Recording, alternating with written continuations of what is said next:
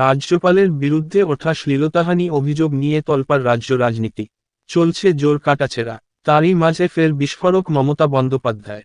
রাজ্যপাল ডাকলে আর রাজভবনে যাবেন না বলেই দাবি তার। CV আনন্দ বোসের পদত্যাগেরও দাবি জানান তৃণমূল নেত্রী। তারকা প্রার্থী রচনা বন্দ্যোপাধ্যায়ের সমর্থনে শনিবার আদিসপ্তগ্রামের নির্বাচনী প্রচারে যান মমতা বন্দ্যোপাধ্যায়। ওই সভামঞ্চ থেকে তিনি বলেন, বলছে দিদিগিরি চলবে না। রাজ্যপাল আপনার তো পদত্যাগ করা উচিত। মহিলাদের নির্যাতন করার আপনি কে? কাল নাকি প্রেসকে দেখেছিল, এডিট করে ভিডিও দেখিয়েছে। কপিটা আমার কাছে আছে, পেয়েছি এক জায়গা থেকে। যেটা এডিট করেছেন সেটাও আমার কাছে আছে। এখনো তো সব বেরোয়নি। আরেকটা ভিডিও পেলাম, পেন ড্রাইভ। আরও কীর্তি কেলেঙ্কারি, কীর্তির পর কীর্তি, কেলেঙ্কারির পর কেলেঙ্কারি। বাবা রে, আমাকে এখন রাজভবনে ডাকলে আমি আর যাব না। রাজভবনে আমি আর যাচ্ছি না ভাই। রাস্তায় ডাকলে যাব। রাজ্যপালের কথা বলতে হলে আমাকে রাস্তায় ডাকবেন। রাস্তায় গিয়ে দেখা করে আসব। যা কীর্তি কেলেঙ্কারি শুনছি, আপনার পাশে বসাটাও পাপ। কিন্তু কলকাতায় এত অঝোর ঝড়ে বিদ্যুৎ বৃষ্টি সহ ঝড়ের তাণ্ডব চলছিল যে আমরা 1 ঘন্টা আগেই বেরিয়ে পড়তে বাধ্য হয়েছি। এই 2-3টে দিন ওয়েদার এমন থাকবে, হয়তো পরেরটা আগে গিয়ে পৌঁছলাম, আগেরটা পরে গিয়ে পৌঁছলাম, এরকমও হতে পারে। কিন্তু কিছু করার নেই। এক সময় মনে হয়েছিল হয়তো এসে পৌঁছতে পারবো না, কিন্তু এসে যদি পৌঁছতে না পারতাম তাহলে আরও খারাপ লাগতো নিজেকে। সেই জন্য 1 ঘন্টা আগে হলেও আমি আসতে পেরেছি, এটা আমার কাছে বড় কথা। এরপরেও আমার যে সেকেন্ড মিটিং আছে, আমি যদি কেউ শোনে বা ইন্দ্রনীলকে বলবো কল্যাণকে অ্যালার্ট করতে যে আমরা বেরিয়ে যাব, তার কারণ হচ্ছে তা নাহলে আমি আর সেকেন্ড মিটিং ধরতে পারবো না। এক একটা জায়গা থেকে এক একটা জায়গার গুরুত্ব এত বেশি, এত দূরত্ব এত বেশি। আমার জেলা সভাপতি প্রিয় অরিন্দম গুই, তপন দাশগুপ্ত, অসীমা পাত্র, বেচারাম মান্না, অসিত মজুমদার, ডাক্তার রত্না দেনাগ, ইন্দ্রনীল সেন, আমার প্রিয় প্রার্থী রচনা ব্যানার্জি, এখানে জেলা পরিষদের সভাধিপতি থেকে শুরু করে রঞ্জন ধারা থেকে শুরু করে অনেকে আছেন, সমস্ত মিউনিসিপ্যালিটির চেয়ারম্যান আছেন, বাঁশবেড়িয়া, চুঁচুড়া, চন্দননগর, চুঁচুড়া মগরা ব্লক, বাঁশবেড়িয়া ব্লক, হুগলি জেলা স্টেট কমিটির, রাজ্য কমিটির, তৃণমূল, যুব কংগ্রেস, ছাত্র পরিষদ, মহিলা কংগ্রেস, ট্রেড ইউনিয়ন সবাই আছে। আমি এই ডানলপের মাঠে আজকে নতুন নয়, আমি অনেকবার এসেছি।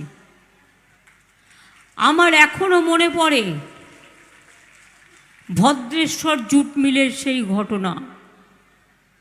আমি নিজে একটা জীবন্ত, মনে রাখবেন, ডিকশনারি। তার কারণ এত ঘটনা আমার জীবনে ঘটেছে। ও আমাদের দলিত প্রধানও আছেন এখানে, প্রদীপ বাসা।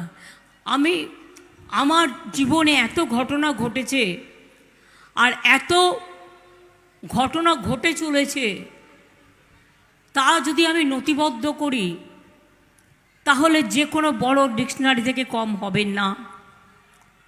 আপনারা জানেন, অনেকে খেয়াল করেন না, সম্ভবত আমার 135-36টা বই বেরিয়ে গেছে অলরেডি।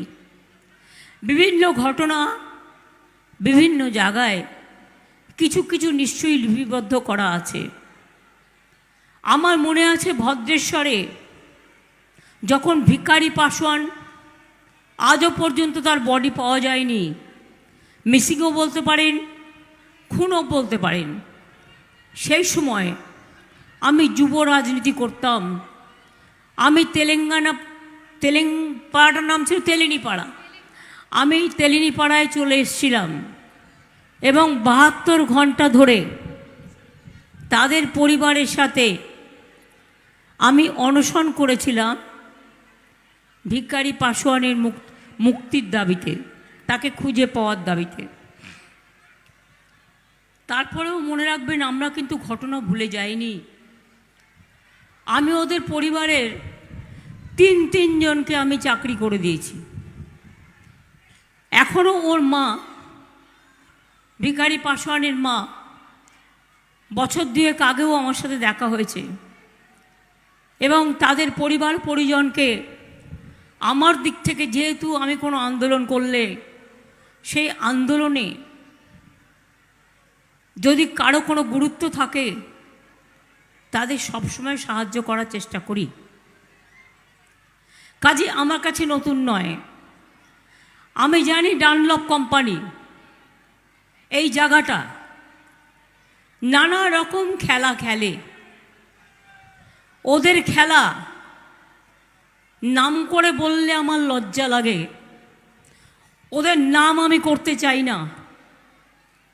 দিল্লিতে বড় বড় বাড়ি বিজেপি নেতাদের দিয়ে রেখে দিয়েছে এবং 2016 সালে আমরা বিধানসভায় বিল পাস করি যে ডানলপ আর যেসব কোম্পানি আমরা রাজ্য সরকার অধিগ্রহণ করতে চাই, আমরা নিয়ে চালাতে চাই, আমাদের পারমিশন দেয়া হোক। সেন্ট্রাল গভর্নমেন্ট আজ পর্যন্ত কোনো পারমিশন দেয়নি। তার কারণ দুবার বিল পাস করে পাঠানো হয়েছে। কেন দেয়নি?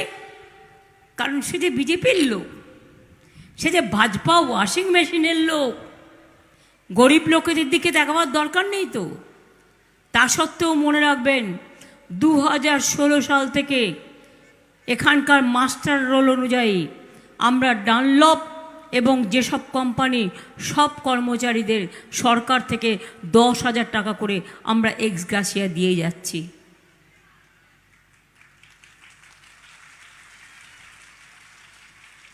আমায় এখনও যদি পারমিশন দেওয়া হয়, অধিগ্রহণটা দিল্লির আইন, আমার আইন হলে তো আমি একদিনেই করে দিতাম। এবার পরিষ্কার বলছি, অধিগ্রহণও করতে দেবেন না, আর জায়গা বিক্রি করে দেবেন, যন্ত্রপাতি বিক্রি করে দেবেন, মাফিয়া চক্র চালাবেন, এটা হতে পারে না। যে কোনো একটা দিক মেনে নেওয়া দরকার। এখনও বিজেপিকে আমি চ্যালেঞ্জ করছি, হুগলিতে মিটিংয়ে আসবার আগে বুকের পাটা থাকলে বলুন কেন 2016 থেকে ডানলপের আর যেসবের বিলটা আটকে রেখে দিয়েছেন।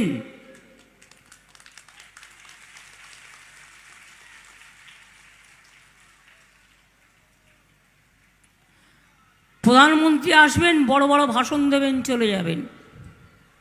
বিজেপিকে আমি চ্যালেঞ্জ করছি, হুগলিতে মিটিংয়ে আসবার আগে বুকের পাটা থাকলে বলুন কেন 2016 থেকে ডানলপের আর যেসবের বিলটা আটকে রেখে দিয়েছেন।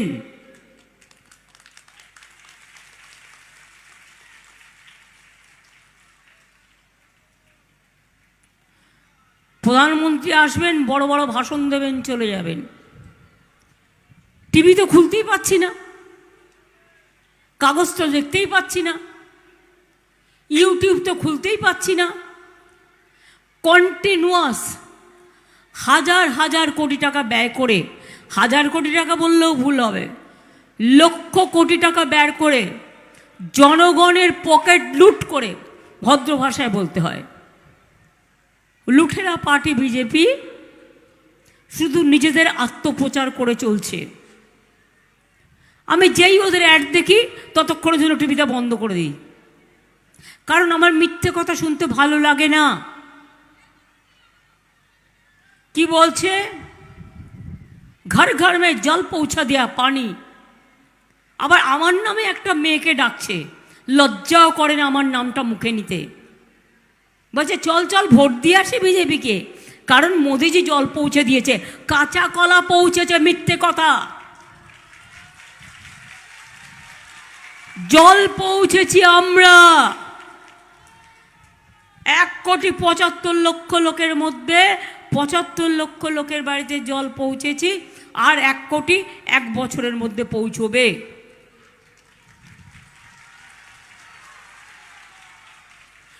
টাকাও দিচ্ছি একটা ভাগ, আমরা জমিও দিচ্ছি আমাদের টাকায়। মেনটেনেন্স খরচাও আমরাই করব। আমি কাগজটা রেখে এলাম, না তো দেখাতাম আপনাদের। ঘর ঘর মে জল পৌঁছনেকে বাদ কিয়া হবে, না তো আপনাকে ট্যাক্স দিতে হবে। আমি বলেছি ট্যাক্স দেব না। মানুষ পানীয় জল খাবে, তাতেও ট্যাক্স। বলছে রাজ্য সরকার মেনটেনেন্স করবে, ট্যাক্স রাজ্য সরকার কালেকশন করবে। রাজ্য সরকার যেন ওদের চাকর বাকর বলবে। আর শুনলাম অনেক দিন ধরে আমার লড়াই চলছে, জলের আরেক নাম জীবন। অন্য জায়গায় অন্য রাজ্যে মনে রাখবেন জল টাকা দিয়ে কিনতে হয়, আর আমরা জল বিনা পয়সায় দিই। এর জন্য অনেক কিছু আমাদের উইথড্র করে নেয়, আমাদের টাকার ভাগ আমাদের দেয় না, তাও আমরা মাথা নত করি না। জলের মানুষ খাবে, তার জন্য টাকা দেবে। এটা হলো নাম্বার ওয়ান। জল স্বপ্ন নিয়ে যেটা বলছে মিথ্যে কথা। বাড়িতে কল লে আয়া, বল कॉल नहीं है, झूठा ले आया है, जुमला ले आया है, मोदी जुमला है। द्वितीय कथा बोली, आप लोग क्या बांग्ला समझते हैं ना हिंदी समझते हैं? दोनों ही समझते हैं। এবার দেখুন, এবার হচ্ছে কি বলছে, ঘর ঘর মে বিনা পয়সায় বিদ্যুৎ দেবে। আপনাদের নাকি কোনো বিল দিতে হয় না। বিদ্যুতের বিল দেন কি দেন না? এই যে ইলেকশনের আগে মিথ্যে কথা বলছে, একটা বাচ্চা ছেলে যদি অন্যায় করে দুটো থাপ্পড় মারা যায়, আর প্রধানমন্ত্রী যদি মিথ্যে কথা বলে তবে তাকে কি করতে হয়? ভোটের দিনেও ভোটটা ওর উল্টে দিতে হয়, জোড়া ফুলে ভোট দিতে হয়। বলছে বাড়ি বাড়ি গ্যাস দিচ্ছে বিনা পয়সায়। গ্যাস পেয়েছেন বিনা পয়সায়? সব পেয়েছেন? তাহলে ওই যে অ্যাডভার্টাইজমেন্ট দেখাচ্ছে বিনা পয়সায় গ্যাস দিয়েছে, বলে 1000 টাকা গ্যাসের দাম, আরও 200 টাকা আরও বাড়িয়েছিল। ইলেকশন হয়ে গেলে বাই চান্স জিতলে আবার বাড়বে, যদিও এবার ওরা আসছে না, মোদিরা এবার ক্ষমতায় আসছে না, নিশ্চিন্তে থাকুন। ওরা গেলে দেশ বাঁচবে। মোদি যাক দেশ থাক, বিজেপি যাক দেশ থাক, বিজেপি যাক মানুষ থাক। এটা হলো মিথ্যে কথা 2। মিথ্যে কথা 3 কি বলছে, আমি তো সবার বাড়ি বাড়ি রেশন পৌঁছে দিচ্ছি। ওরে মিথ্যেবাদী নম্বর 3। গ্যাস বেলুনের থেকেও ভয়ঙ্কর গ্যাস। কিরকম? আমরা 9 কোটি লোককে রেশনে চাল দিই বিনা পয়সায়। আমরা বলেছিলাম দেব, আমরা দিয়ে যাচ্ছি এবং দেব। কি বলল? ঠিক আছে, তোমরা 9000 কোটি টাকা দাও, আমরা রাজ্যের ভাগ থেকে 7000 কোটি টাকা দেব। মোট লাগে 16000 কোটি টাকা। এবার 16000 কোটি টাকার মধ্যে মজা শুনবেন। আমরা আমাদের এই গত 2 বছরের, মানে 21 সালে আমাদের নতুন সরকার আসার পর, কোভিডের পর, আমরা এই 2 বছরে 9000, 18,000 কোটি টাকা দিলাম। আর কেন্দ্রের টাকা দেওয়ার কথা ছিল 14,000, 12,000 কোটি টাকা দিলই না। তার মানে বিনা পয়সায় রেশন আমরা দিচ্ছি, মোদি নয়। মোদি মিথ্যে কথা বলছে।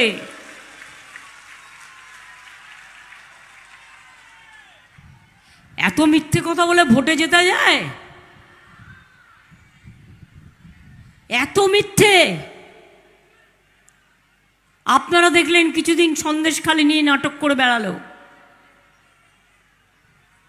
চক্রান্ত বেরিয়ে গেল। রোজ মোদিবাবু বলতেন চালাকে যাও, লাগাকে যাও, চালাকে যাও। ওরা কি ভাবে আমরা বুঝতেও পারি না, দেখতেও পারি না? আমাদের চোখ নেই, কান নেই, আমাদের সব আছে। কেয়া লাগাকে জায়গা। মনে রাখবেন, একটা মেয়ের কাছে টাকা বড় কথা নয়। আত্মসম্মান যদি মা বোনের বিচে চলে যায়, সে আত্মসম্মান কখনো ফিরে আসে না। পরিযায়ী শ্রমিক 28 লক্ষ। আমি তো শুনেছি তাদের অনেক জায়গায় আসতেই দেওয়া হয়নি, যাতে ভোট দিতে না পারে। তাতেও জেনে রাখো মোদি বাবু কিচ্ছু করতে পারবে না, তুমি ভোকারটা ভোকারটা ভোকারটা। একটা করে ফেস যাবে, তুমি একটু করে ধসবে। 3টে ফেস গেছে, প্রথম ফেজে এ পেয়েছো, এ মানে এ না, এ মাইনাসে। ফেস বি গেছে, ওখানে 0। আর ফেস সি চোখের জল পড়তে শুরু করেছে। 4th ফেজ আসছে, দেখে নাও লোকে কি বলছে। আরে বাংলা তো বলো, তোমার দিল্লি কি হবে, তোমার পাঞ্জাব কি হবে, তোমার রাজস্থান কি হবে, তোমার মধ্যপ্রদেশ কি হবে, তোমার উত্তরপ্রদেশ কি হবে। সাউথ ইন্ডিয়া তো ছেড়ে দাও, ওখানে তুমি রসগোল্লা পাবে।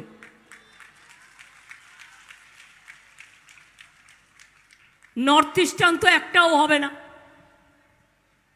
তো গভর্নমেন্টটা তুমি করবে কোত্থেকে? ইসবার 400 পার। আমি বলি ইসবার এপার ওপার, পগার পার। তাহলে আপনাদের এখানে অনেক কাজ হয়েছে, নতুন করে বলার কিছু নেই।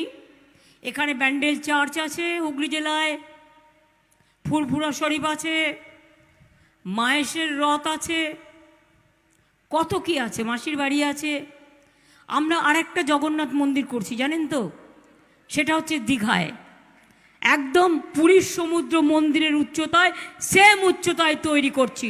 পারলে গিয়ে দেখে আসবেন আমরা কি করতে পারি। যত ইম্পর্টেন্ট সতীস্থান থেকে শুরু করে, কালীঘাট মন্দির থেকে শুরু করে, দক্ষিণেশ্বর থেকে শুরু করে সব আমরা করে দিয়েছি।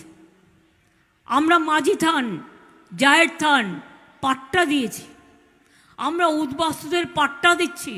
আমার রাজ্যে কেউ উদ্বাস্তু বলে কেউ নয়, সবাই চিরস্থায়ী ঠিকানা পেয়ে যাবেন, এটা মাথায় রাখবেন। দিতে যায় একটু সময় লাগে কাগজ কলমের জন্য, কিন্তু সবাই পাট্টা পাবেন প্রত্যেকে। তাহলে কি হলো? খেলা হবে, খেলা হবে, খেলা হবে মা বোনেরা। হাতা ঝর্ণার খেলা হবে, হাড়ি কড়াইয়ের খেলা হবে। সিপিএমকে যদি ছুঁড়ে ফেলতে পারি, আপনাকেও লড়াই করে ভারতবর্ষ থেকে ছুঁড়ে ফেলে দেবো, এটা মাথায় রাখবেন।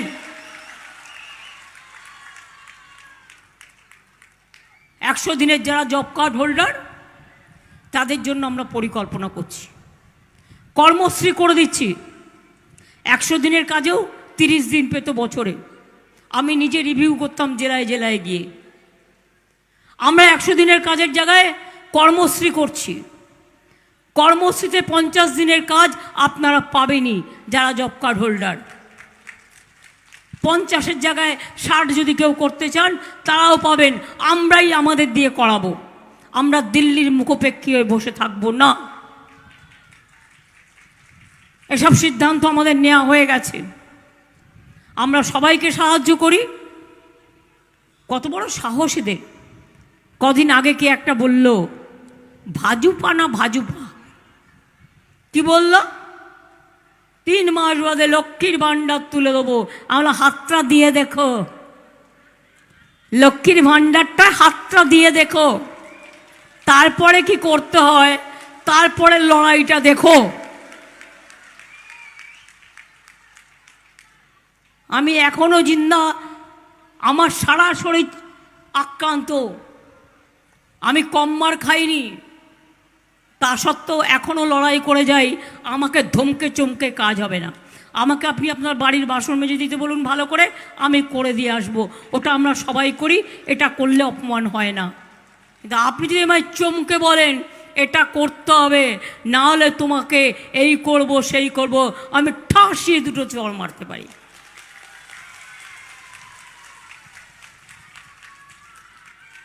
আমি ঘরেও শাসন করতে পারি, বাইরেও শাসন করতে পারি। এবং তাই মনে রাখবেন, চুচুড়া সিট রচনা দিদি নাম্বার 1 করে এত পপুলার, ও তো দাঁড়াতেই চাইছিল না।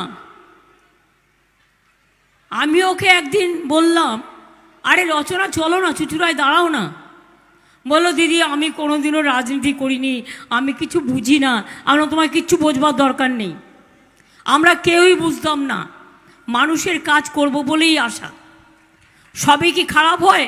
একজন দুজন দুষ্টু হতে পারে, কিন্তু মিষ্টিও তো অনেক আছে। একজন দুষ্টুর জন্য সবার কেন খারাপ হবে? তাই রচনাকে আমি বোঝালাম যে তুমি আসবে, তুমি কাজ করবে, বরঞ্চ তোমার সুবিধে হবে। তুমি দিদি নাম্বার ওয়ানে আরও অনেক কিছু, আরও অনেক গ্রামের লোককে যারা সত্যি দেখো কিভাবে মাটির বাসন বানায়, ডোকরা বানায়, মাটির পুতুল বানায়, তারা শাড়ি বোনে, তারা তাঁত বোনে, তারা ধান বোনে, তারা কি না করে, দেখবে অনেক মা বোনেদের অনেক কাজ দেখতে পাবে। তারপরে রচনাকে শেষ পর্যন্ত রাজি করালাম। তো রাজি যখন করালাম তখন আপনারা কি ওকে ভোটটা দেবেন না? আমি কিন্তু অনেক আশা নিয়ে ভোট ওকে দাঁড় করিয়েছি। আর আমি শুনছি আদি সপ্তগ্রামে একটু বিজেপি বেশি বাড়াবাড়ি লাফালাফি করছে আর সিপিএম। সেই জন্য আমি নিজে এসেছি আপনাদের কাছে আবেদন করে বলতে, ভোটটা কিন্তু রচনা জিতে রচনা তৈরি করবে।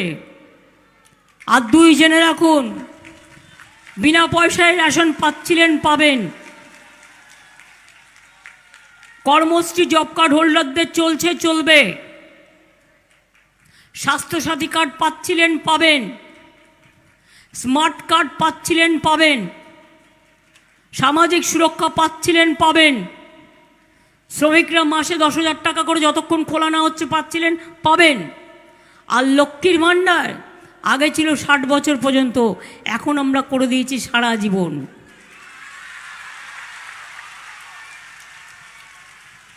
কাজেই ভাই বোন, সব ধর্ম, সব সম্প্রদায়, সবাইকে নিয়েই কিন্তু আমাদের কাজটা করতে হবে। এত বজ্জাতে এই বিজেপি পার্টিটা জীবনে কোনোদিন আমি দেখিনি। 10 তারিখের পরে ইলেকশন হয়েছে, আমার তো নলেজে নেই। হজ যাত্রায় আছে এর মধ্যে, যাতে হজে মুসলিমরা চলে যায়, ভোট না দিতে পারে। 2 পরিযায়ী শ্রমিক 28 লক্ষ, আমি তো শুনেছি তাদের অনেক জায়গায় আসতেই দেওয়া হয়নি যাতে ভোট দিতে না পারে। তাতেও জেনে রাখো মোদি বাবু কিচ্ছু করতে পারবে না। তুমি ভোকারটা ভোকারটা ভোকারটা। একটা করে ফেজ যাবে, তুমি একটু করে ধসবে। 3টে ফেজ গেছে, প্রথম ফেজে এ পেয়েছো, এ মানে এ না, এ মাইনাসে। ফেজ বি গেছে, ওখানে 0। আর ফেজ সি চোখের জল পড়তে শুরু করেছে। 4th ফেজ আসছে, দেখে নাও লোকে কি বলছে। আরে বাংলা তো বলো, তোমার দিল্লি কি হবে, তোমার পাঞ্জাব কি হবে, তোমার রাজস্থান কি হবে, তোমার মধ্যপ্রদেশ কি হবে, তোমার উত্তরপ্রদেশ কি হবে। সাউথ ইন্ডিয়া তো ছেড়ে দাও, ওখানে তুমি রসগোল্লা পাবে।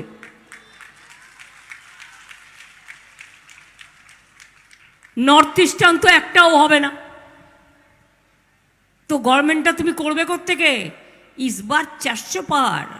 আমি বলি ইসবার এপার ওপার, পগার পার। তাহলে আপনাদের এখানে অনেক কাজ হয়েছে, নতুন করে বলার কিছু নেই। এখানে ব্যান্ডেল চার্চ আছে হুগলি জেলায়, ফুরফুরা শরীফ আছে, মায়েশের রথ আছে, কত কি আছে, মাসির বাড়ি আছে। আমরা আরেকটা জগন্নাথ মন্দির করছি জানেন তো, সেটা হচ্ছে দীঘায়। একদম পুরীর সমুদ্র মন্দিরের উচ্চতায়, সেম উচ্চতায় তৈরি করছি। পারলে গিয়ে রোজ মোদিবাবু বলতেন চালাকে যাও, লাগাকে যাও, চালাকে যাও। ওরা কি ভাবে আমরা বুঝতেও পারি না, দেখতেও পারি না? আমাদের চোখ নেই, কান নেই, আমাদের সব আছে। কেয়া লাগাকে জায়গা। মনে রাখবেন, একটা মেয়ের কাছে টাকা বড় কথা নয়। আত্মসম্মান যদি মা বোনের বিচে চলে যায়, সে আত্মসম্মান কখনো ফিরে আসে না। এটা তো জঘন্য অপরাধ। যে সে জানে না তাকে দিয়ে কি লিখিয়ে নেওয়া হচ্ছে, যেটা আগেকার দিনে হতো। আজকেও এই একবিংশ শতাব্দী, এই শতাব্দীতে এসেও আমাদের বলতে হবে যে আমাকে লিখিয়ে নিচ্ছে, আমার উপর ধর্ষণ করা হয়েছে। বেচারা জানতোই না, তারা এখন সমস্ত বলছে টিভির কাছে ডেকে ডেকে, যেটা আমরা দেখতে পাচ্ছি। মাননীয় রাজ্যপাল, আমার কি দোষ আপনি বলুন? আমি তো জানিই না ঘটনা পুরো। বলছে दीदीगिरी नहीं चलेगा। आई बोली वो तो सच है, दादागिरी नहीं चलेगा, दीदीगिरी नहीं चलेगा, लेकिन राज्यपाल पहले आपको तो पदत्याग करना चाहिए। Who are you to torture the women?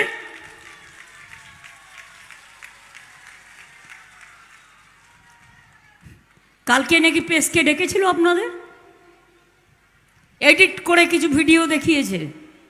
পুরোটা দেখিয়েছে? পুরোটা দেখিয়েছে কি? আমি জিজ্ঞেস করছি প্রেসকে, আপনারা একটু খুলে ভালো করে খুঁজে খুঁজে দেখুন না, আপনারা তো জানেন কোনখানটা এডিট হয়। ভয় পাবেন না, কপিটা আমার কাছে আছে, আমি পেয়েছি এক জায়গা থেকে, কোনো একটি প্রেসই আমায় দিয়েছে। যেটা এডিট করেছেন সেটাও আমার কাছে আছে, এখনো তো সব বেরোয়নি। আর একটা ভিডিও আমি পেলাম, পেন ড্রাইভ, আরও কীর্তি কেলেঙ্কারি, কীর্তির পর কীর্তি, কেলেঙ্কারির পর কেলেঙ্কারি। বাবারে, আমাকে এখন রাজভবনে ডাকলে আমি আর যাব না, রাজভবনে আমি আর যাচ্ছি না ভাই। আমাকে রাস্তায় ডাকলে যাব, রাজ্যপালের কথা বলতে হলে আমাকে রাস্তায় ডাকবেন, আমি রাস্তায় গিয়ে দেখা করে আসব। কিন্তু যা কীর্তি কেলেঙ্কারি শুনছি, আপনার পাশে বসাটাও পাপ।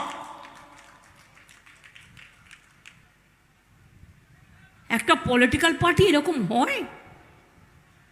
কোনোদিন শুনেছেন কেউ? তার আবার সেই চোরের মায়ের আবার বড় বড় গলা, শূন্য কলসি, বড্ড বাজে বেশি। যারা চোর হয় না, চোরের মায়ের বড় বড় গলা হয়। পকেটমার জানেন তো, পকেটমারি করে করে নিজে বাঁচবার জন্য নিজেই আগে পকেটমার বলে চিৎকার করে, যাতে অন্য পকেটমার, যাতে নিজে পালিয়ে যেতে পারে। এরা হচ্ছে জনগণের পকেটমার, জনগণের সব টাকা লুট করেছে। 100 দিনের কাজের টাকা দিতে টাকা থাকে না। গরিব লোক আমার বেচারা মাথায় করে করে ইট বয়ে নিয়ে যায় মায়েরা, মজদুররা, তাদের টাকা দেয়নি।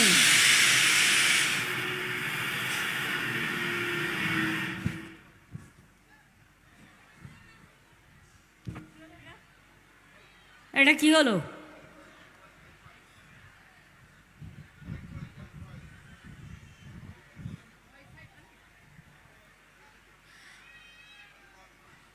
আমি আপনাদের একটা কথা বলি,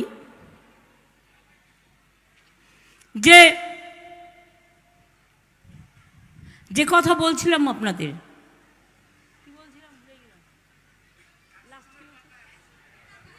না রেশনের টাকা তো বলে দিয়েছি, 100 দিনের গরিব লোকেদের টাকা দিল না 3 বছর।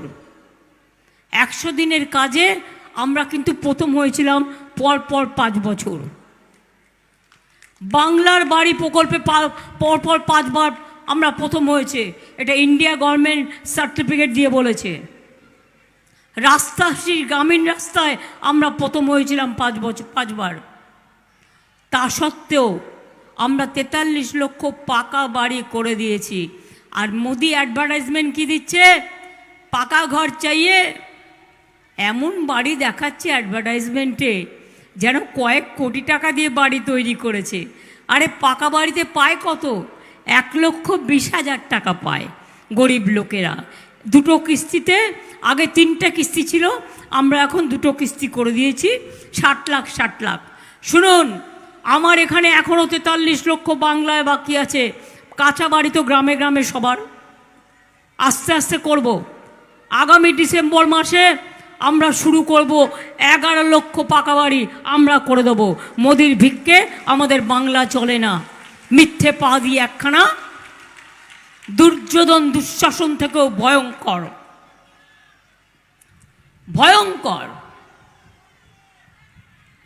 কালকে আমি শুনছিলাম আমাদের কোনো একটা জায়গা থেকে বিজেপির একজন এমপি দাঁড়িয়েছে, ফোন করে আমাদের এক নেতাকে বলেছে, এই আমার হয়ে যদি কাজ না করিস, আজ যদি বসে না যাস, তাহলে ভোটের পরে দেখে নেব।